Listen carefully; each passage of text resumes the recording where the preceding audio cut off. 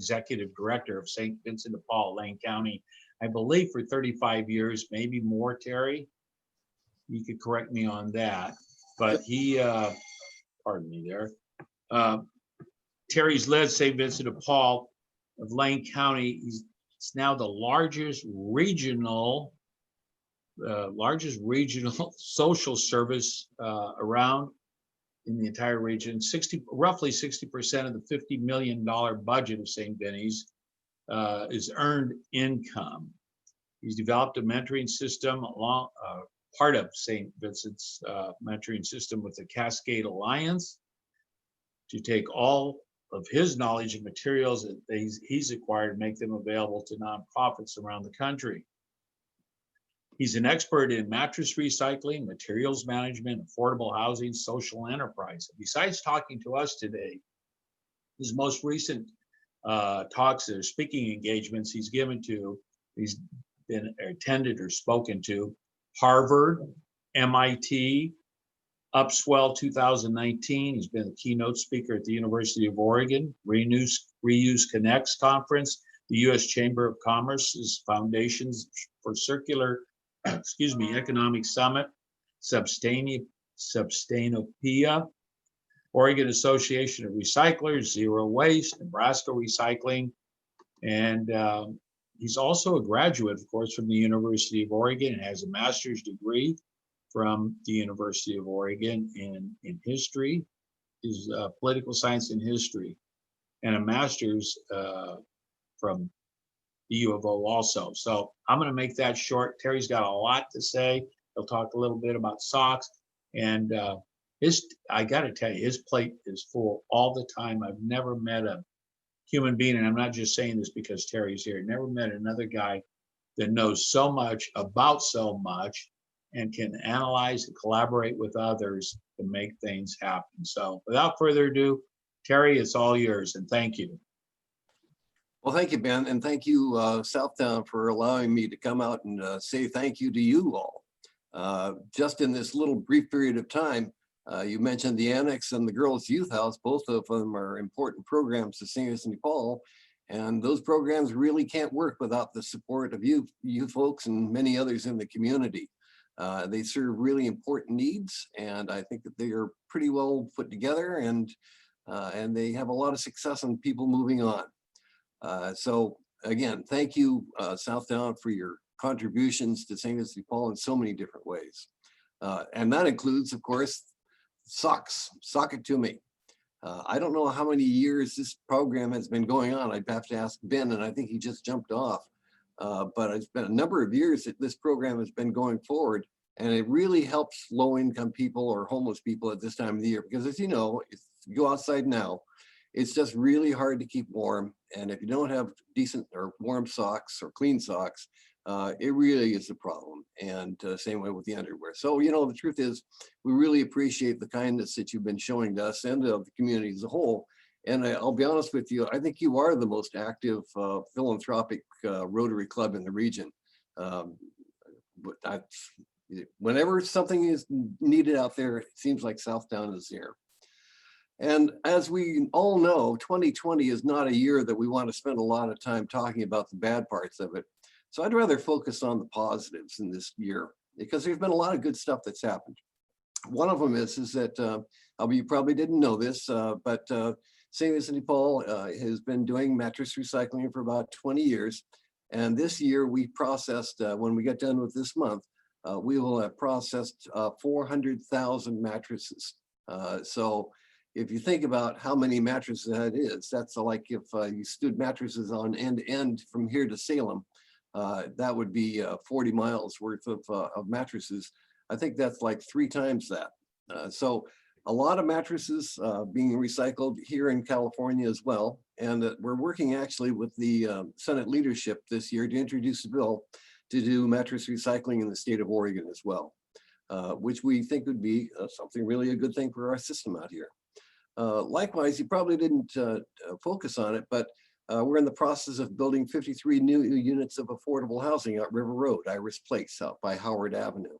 That will be finished in the calendar year 2021. We started the construction on it this year. and it'll be for families at anywhere from 30 to 60% of median income.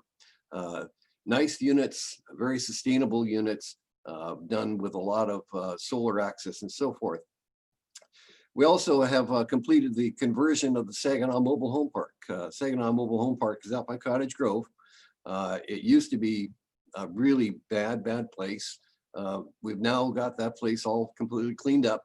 No more of the bad crime that was going on. No more of the environmental issues associated with it, because it used to dump pollution into the Roe River down there. But that's all been fixed up. And now you have about 40 families out there that have a decent place to live. And they have a much cheaper way of living because the places, electricity is all powered by solar. So it was a deal we made with the BPA and EPUD down there to find a way to get a complete solar system for that project. So it basically is neutral on energy. So that project is finally finished up at this point. You know, we talk a lot at this time of the year about giving and you know, helping people, and that's a good thing. That's what we should be doing. But I'll bet you probably couldn't imagine how many donated items or how many contacts of helping people St. Vincent Paul has done in this calendar year.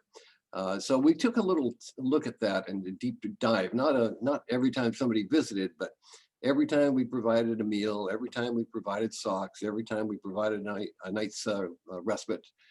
We counted that all up. And I think we're going to have over 1.1 million contacts this year.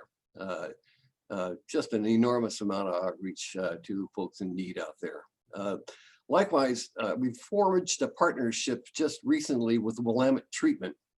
And so one of the problems we see, you know, with folks that are on the street is getting access to medical is a problem, and getting access to drug and alcohol treatment is a problem. And you want to be able to get those services to people as quickly as possible.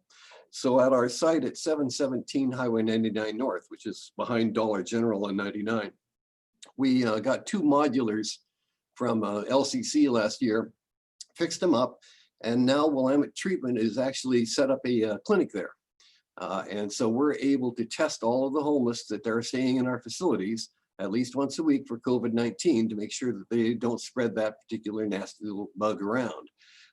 And it's been very successful for us in terms of also helping people move on past addictions and issues that they have. That partnership is now expanding out, and we're now going to be offering some on-the-site housing for families or for individuals that are coming out of their detox programs. And we're also working on a partnership with Peace Health to have places set up for folks to come out of hospital treatment and have a place to safe to stay. Of course, COVID-19 has really kind of complicated everything for us.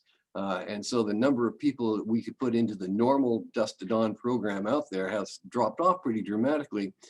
We've answered that by now erecting 20 new pallet shelters and an expanded footprint of the dawn to dawn program, so we can actually house just about as many people as we used to house out there and continue to expand that program.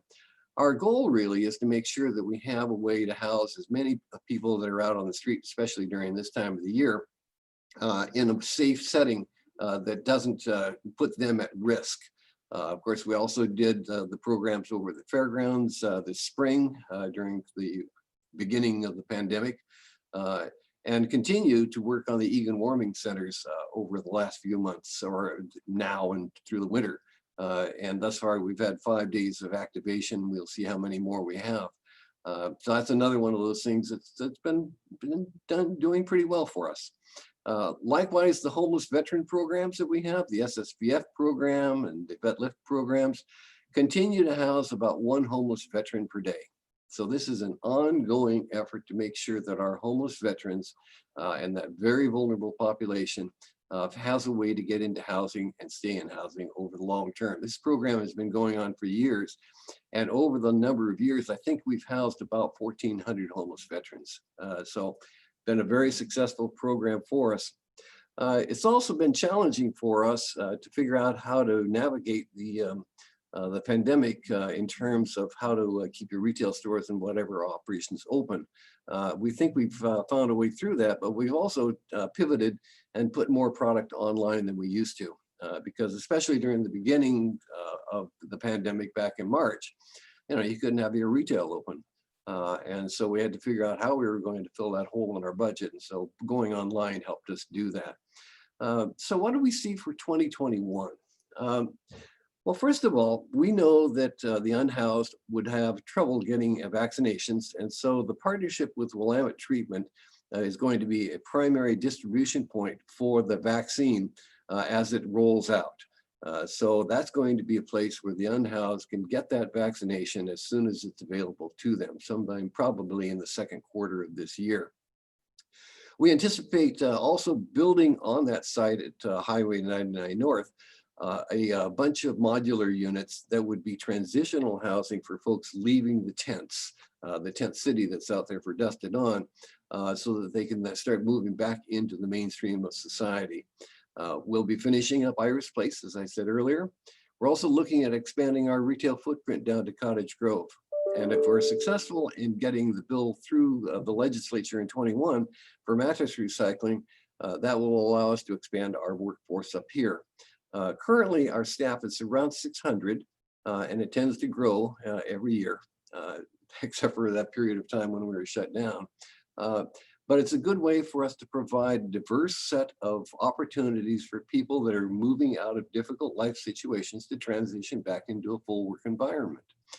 So what we think we've done, and what we hope they're going to be moving toward, is a very holistic approach to how to take people that are in very difficult life situations, move them through a ladder of steps back up into society in a way that they can be self-sufficient. So that's kind of what we're up to right these days. It's been an exciting year in many different ways, but it's also one that I think that after we've navigated our way through it, and once we get past the pandemic and get back to somewhat normal, I think we can learn a lot from this year. One of the lessons that we've learned is that, none of us are in this alone. During that very difficult time, if we had not had the support of the community around us, we wouldn't be here today. And that kind of community building and community sense, I think, is what really sets this community apart, this area apart. Whether it's Rotary, or whether it's our donors, or whether it's the people that support us, or even our public sector folks. The hammering that we've had this year, I think, is actually going to be good for us in the long term in terms of making us more resilient and more helpful to each other, and remembering that we all are in this together. So that's my spiel for the day. Any questions? Question. I'm going to ask you to unmute yourself if you have a question. You can raise your hand. Susie. I'm wondering, Terry, if with all of the craziness of this year, if you've been able to make any progress in the possibility of developing a youth house for young men. Just exactly my question. We have not. And that's largely because we have not been able to get the cooperation we would like to have from the school districts, as well as citing it. As you know, that was a difficult process we went through at Bethel, and we want to be very careful before we put something in place that isn't well thought through. So what is the issue with the school district? Well, they've been kind of disappearing for the last few months. So they're kind of in crisis mode, and they're not interested in talking about new residential programs until they get through the pandemic. Oh, okay. I understand. It's a matter of immediate priorities. Yeah, I mean, they if you think about the school districts, they've had to go to a completely different Yeah, I get it. Yeah.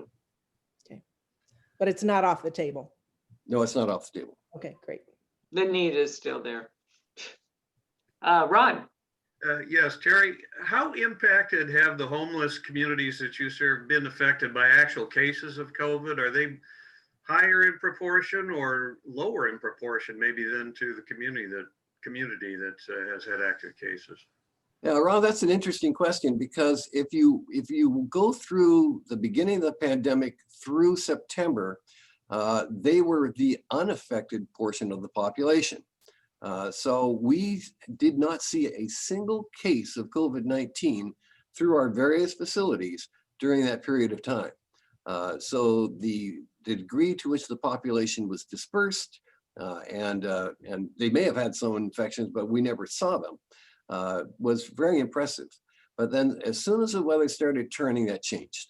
And so now we have seen an increased number of incidents of or infections.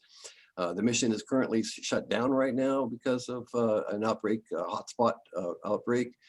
We've had a number of folks that have tested over the last couple of months. That's why at the Dusk to Dawn site, we've actually set up a 20-person quarantine area so that anybody that came in contact with anybody that was infected can actually quarantine on the site. So right now, because of the partnership with Willamette Treatment and the degree to which we can constantly test people for COVID-19, at least in our program area, we're clean. We have nobody in quarantine, and we have nobody that's in our programs that are infected, and we check them at least once a week. How soon do you see volunteers having more access to come and lend assistance? Well, it depends on the vaccine, doesn't it? Really, it's about the degree to which we can keep people safe. You know, one of the problems with the volunteer programs is that if you got volunteer programs, you're actually trying to bring people together. At a time like this, as we know right now, you don't want to bring people together. Thanks, Terry. Yeah.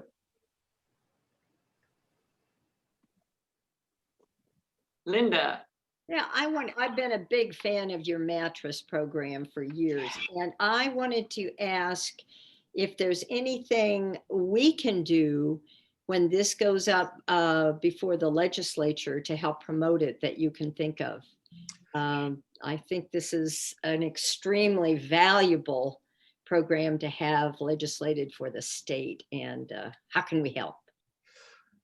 Thanks, Linda. So we almost passed this at this last full session of the legislature.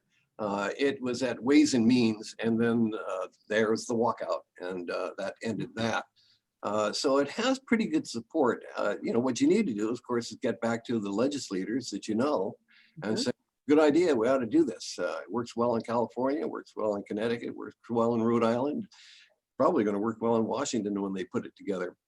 So it's a matter of just saying, look, this is a good idea. It's not a partisan thing. It's a good stewardship thing. Let's just go ahead and get behind it. The other part is that there's a second bill that's being proposed, not by St. Paul in this case, but by other groups to do carpet stewardship. So to have a carpet recycling program statewide.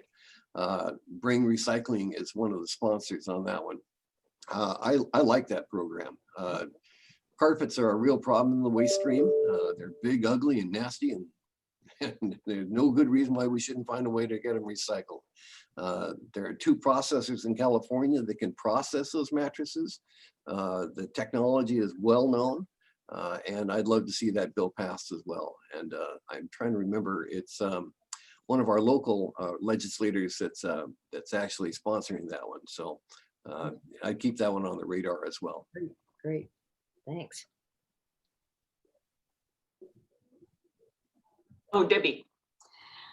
Terry, thank you so much for all your efforts in our community. It's so obvious the impact that St. Vinny's has had in our community. For those of us who are new, and I think Zoe also might not know, could you do a 10-second overview of what happens when you recycle a mattress? Like, what do you recycle it into? That's fun. So mattress recycling is, the commodities in a mattress are pretty well identified. So all mattresses, or almost all mattresses, have a quilted top. So the top is the fabric, it's the ticking, and then underneath it is a thin band of polyurethane foam. That polyurethane foam ticking cover is sent to a company that grinds that up and puts it into commercial carpet pad. And so it's 100% recyclable. The next material is polyurethane foam. That's the pad that kind of makes it nice and soft and springy. That pad is sold to residential carpet pad manufacturers, and it's 100% recyclable. In some of the older mattresses, the next material is cotton. Cotton goes down to Prescott, Arizona to a company that remakes that into cavity insulation for LEED certified housing. It's treated with borax to make it fire retardant, created it into a new bat and then put into the cavities on walls. Underneath that is a pad that separates the soft materials from the springs. It's called an Endurolator pad, and that is made of mixed clothing that's shredded and reconstituted as a pad. Since it's mixed fibers, it has no secondary use. Underneath that is the springs, and the springs, of course, are sent back to the steel industry. And if it's a box spring, there's the steel is separated from the springs, or from the wood, and the wood is sent out to Rex's for forest byproducts or lane forest products, and it's ground up and turned into soil amendments or else done to compost. And that's pretty much what is done with the mattress. Now, there's a new bunch of mattresses coming out in the marketplace, and there's these memory foam mattresses. Those are an interesting material. And we've been working with Casper actually to come up with a way to recycle their mattresses more effectively, because there's actually 4 different types of foam in those mattresses. There's a very dense polyurethane foam, there's a not so dense polyurethane foam, and then 2 types of latex. So when you combine those different types of materials, it becomes very hard to recycle them. So we're working on technology to basically strip off those areas or those materials layer by layer. And the latex has a market in Europe to go in Airbus manufactured airplanes. So that's longer than the 10 seconds. No, wow, I didn't know That was, any of that. That was fantastic. Thank you. David. You got to unmute yourself, buddy. There we go.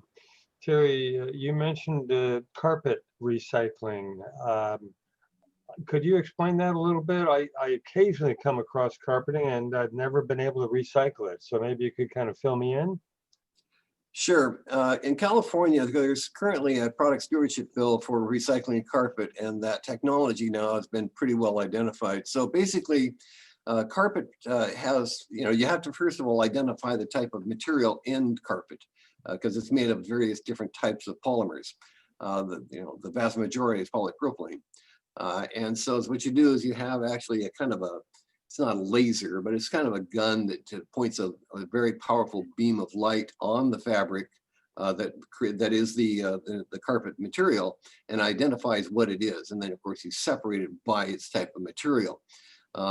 If it indeed is a regular type of polyester or polypropylene that's in carpets, that carpet is then sheared. There's a bandsaw. It's basically a horizontal bandsaw, and you push the carpet through that, and the top material is separated then from the backing material. The topping material then is sent to a company in California that takes it back to resin and turns it back into whatever it started out to be. So it's 100% recycled. The bottom material is a natural fiber, and that's actually sent to companies that burn that material and turn it back into inkjet black ink for printers. So that could be 100% recycled as well. Are there any companies that actually here in Eugene would be able to help you with that? No. No. So the problem, of course, with carpet recycling, as with mattress recycling, is the value of the materials is not enough to support the cost and the labor of putting it together. It has to be subsidized by some fee, and that's kind of like the paint stewardship program we have in the state of Oregon right now, that when you buy a new gallon of paint, you're paying actually to have the old paint recycled. This is the same type of system. Okay, thank you. Very good. John Fanner. Unmute. I'm there.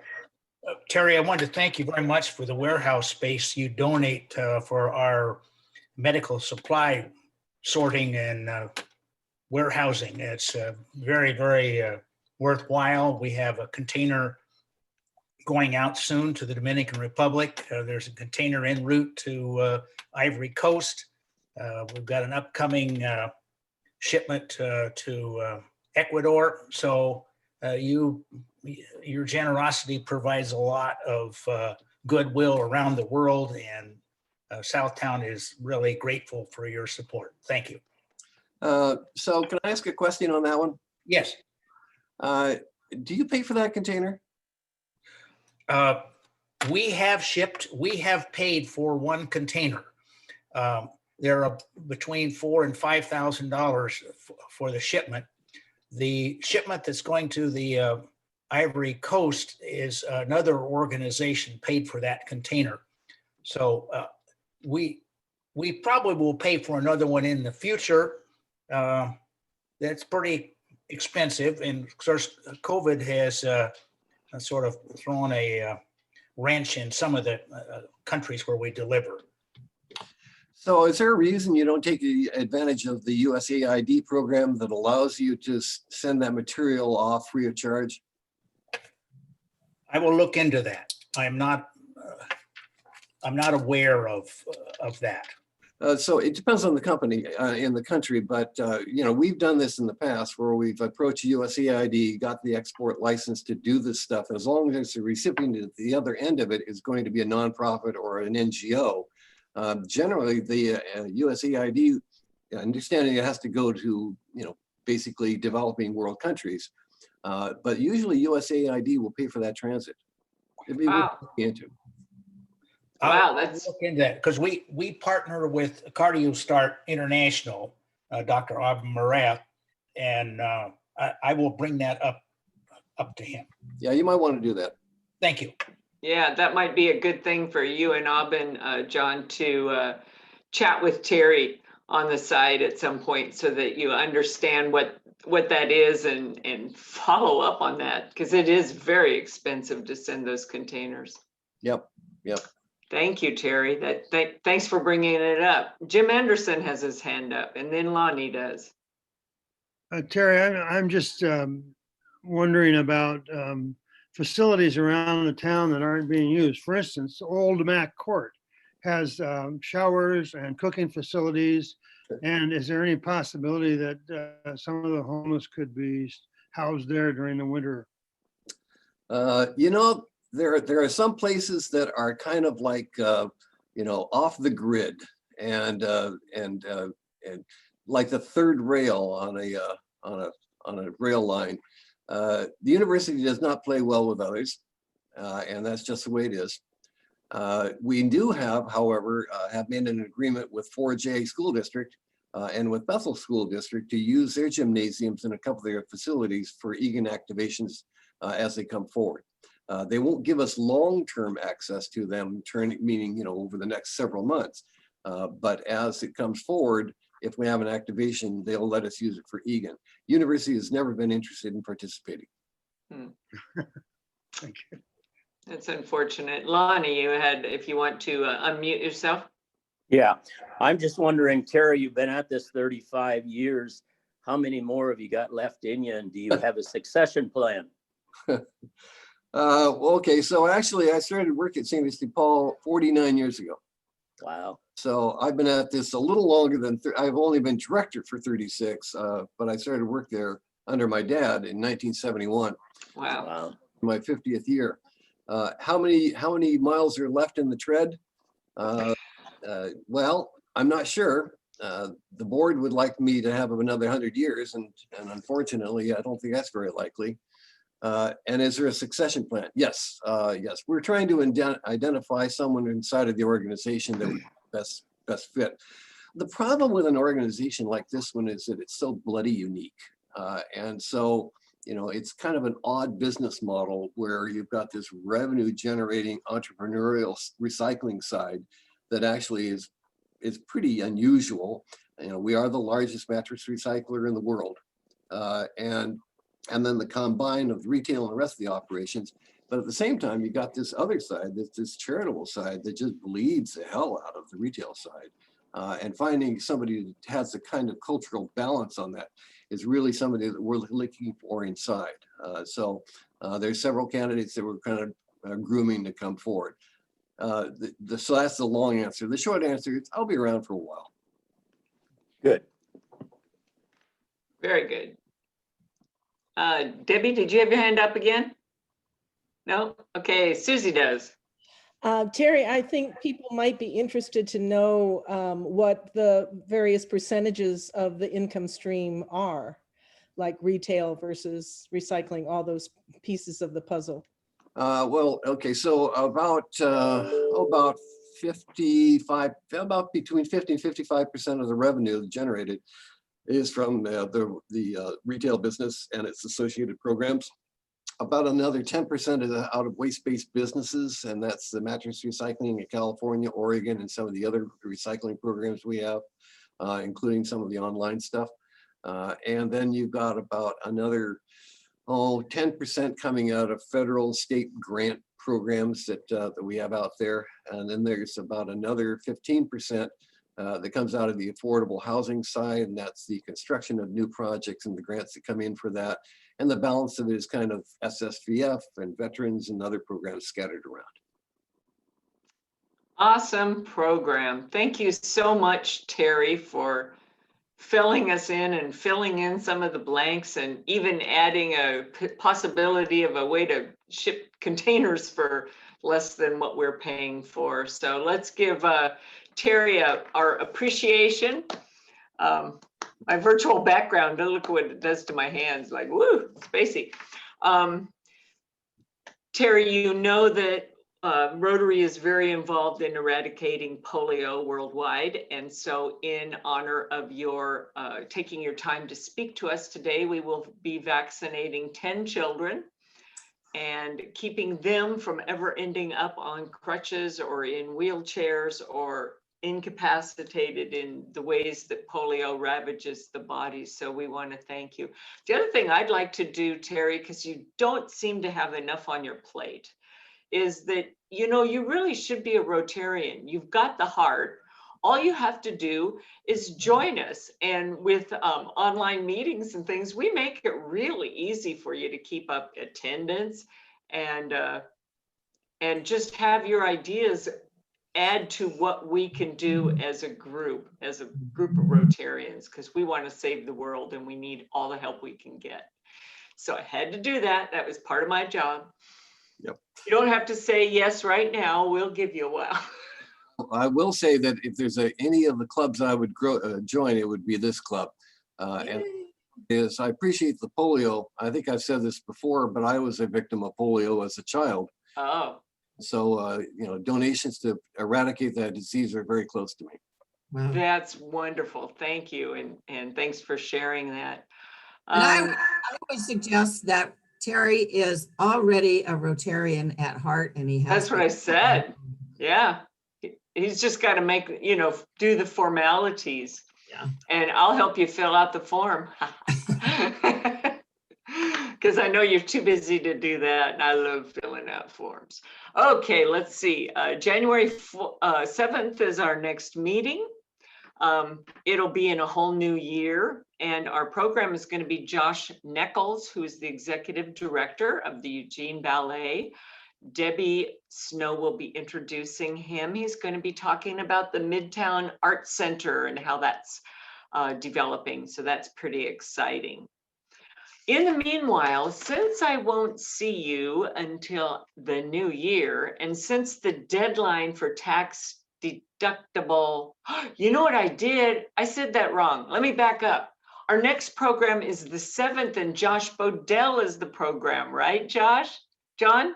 Yes. I'm sorry. I was two weeks ahead of myself. Bing! I'm getting older. I can't help it. John is going to talk about the 11 years of Rotarian service he did in Haiti and the medical support that he did down there. And so he's a member of the Springs. He gave that program there. They raved about it. So Gary Brown will be introducing our own John Bodell, who's been coming to several of our meetings, and we love seeing you. After that, it'll be Debbie Snow talking about introducing the program on Midtown. Now, am I straightened out now? Okay, I hope. Jeez. Year-end donations. If you want to get one more tax opportunity, go to Southtowne Rotary's website, go to our fundraising page and support our mission. You can tag it to any of our programs or projects, and that money is tax deductible, and it goes straight into the project that we do that you care about.